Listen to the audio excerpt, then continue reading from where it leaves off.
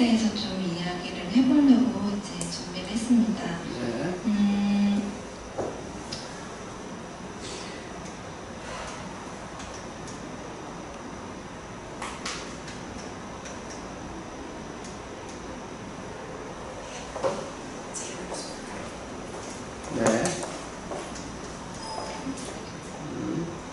됐어요.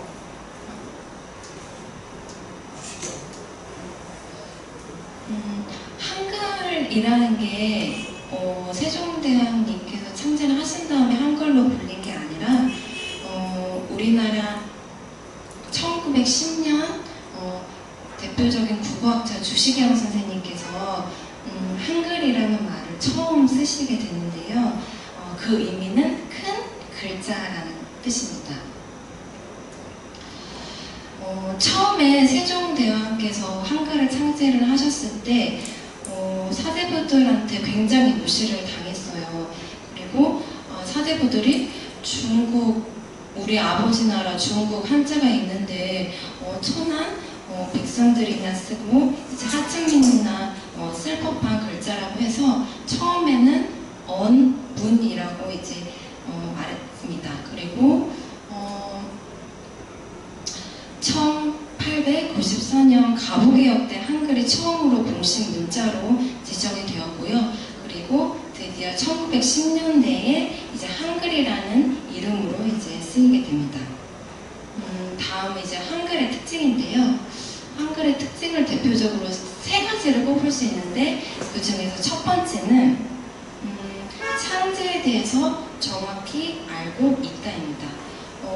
세계에는 문자들이 있잖아요. 알파벳도 있고 한자도 있는데 유일하게 우리나라 한글만이 창제일, 창제한 사람, 창제 원리를 아는 문자는 전 세계에서 우리나라 한글이 유일하다고 합니다. 두 번째 특징은 뭐냐면요. 과학적으로 만들어진 표현 문자인데요. 이 훈민정음 창제 원리를 담은 책을 훈민정음 해례본이라고 하는데요.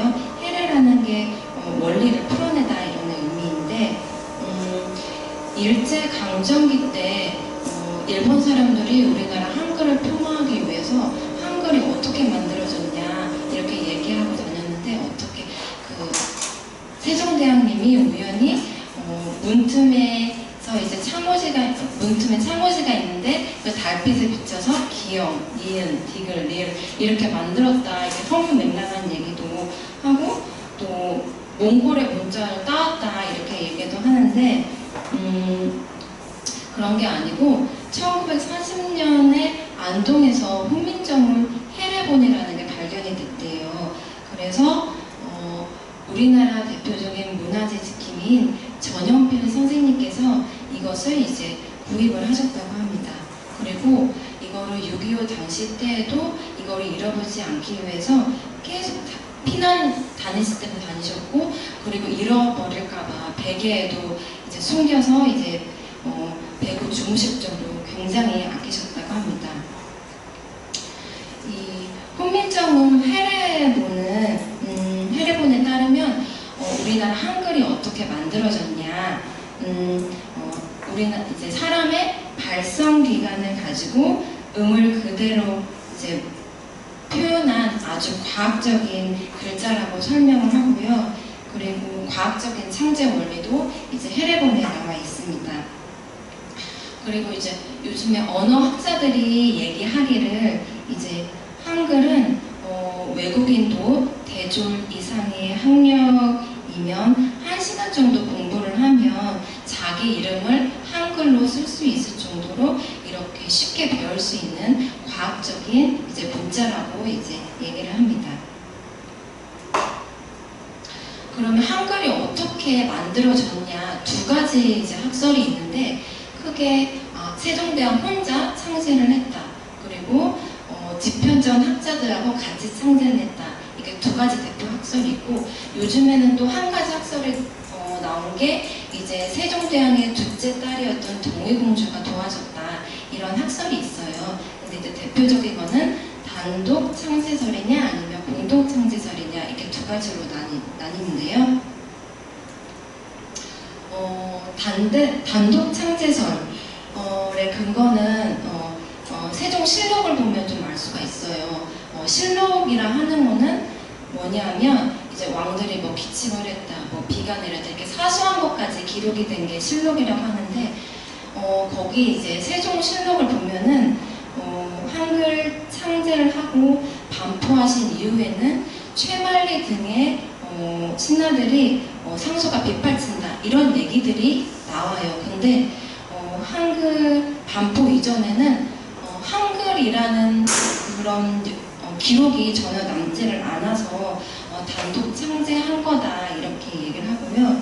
그러면 이제 어떻게 혼자 창제를 한 시기가 언제냐 이거를 추측해 보면은 이제 세종대왕 정책을 보면 의정부 서사제가 있어요. 의정부 서사제가 보면은 오늘날에 이제 국무회의 때 안건이 올라오면 거기서 회의를 거쳐 채택이 되듯이 그때 당시에도 세종대왕이 이제 의정부 서사제를 통해서 이제 맡기는 그 정책 시점이 있는데 그 시점이다 이렇게 또 얘기를 하고 또 한글 창제한 시점은 세자인 훗날 문종이죠. 문종에게 서무 결재권을 맡긴 시기다 이렇게 얘기를 합니다.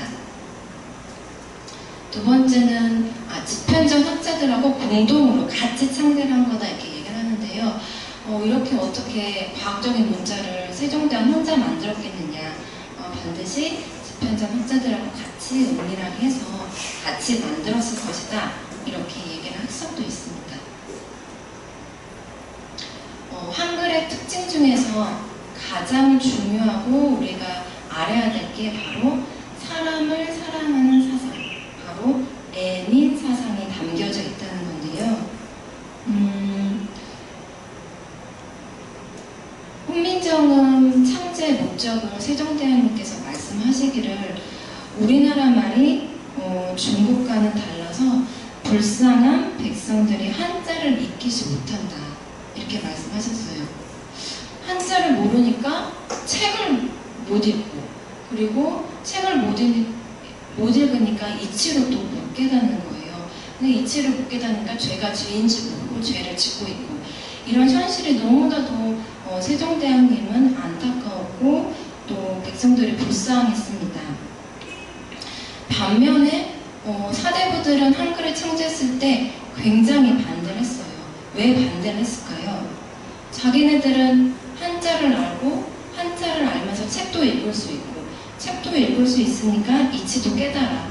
근데 너희들은 한자를 모르니까 이치도 모르고 그러니까 너희들은 짐승이야. 이렇게 무시를 하면서 사대부들은 백성들이 이치를 아는 게 두려웠던 거죠. 그래서 사대부들은 반대를 많이 했습니다.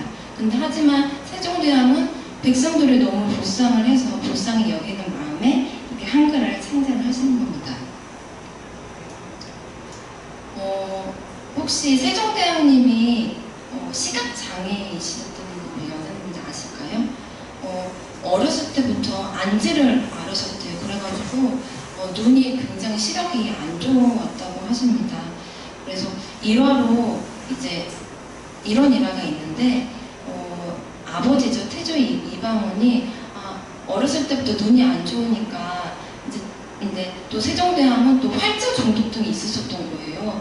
그래서 계속 책을 자기 손에 읽지 않으면 되게 불안했던 거죠. 근데 아버지는 또 태종 이방원은 이게 또 안타까웠으니까 방 안에 있는 책을 다 막 회수를 한 거예요. 자기가 뺏은 거예요. 근데 그 중에서 이제 하나를 품 속에 안겨가지고 이제 그거를 한 번 읽고 두 번 읽고 그래서 100번까지 읽었던 거죠. 그래서 그때 이제 세종대왕이 말씀하시기를 내가 한 번 읽었을 때는 그 뜻을 안다고 생각했는데 실제 100번을 읽어보니까 그 뜻을 진정으로 내가 알았다 이렇게 얘기를 했다고 합니다.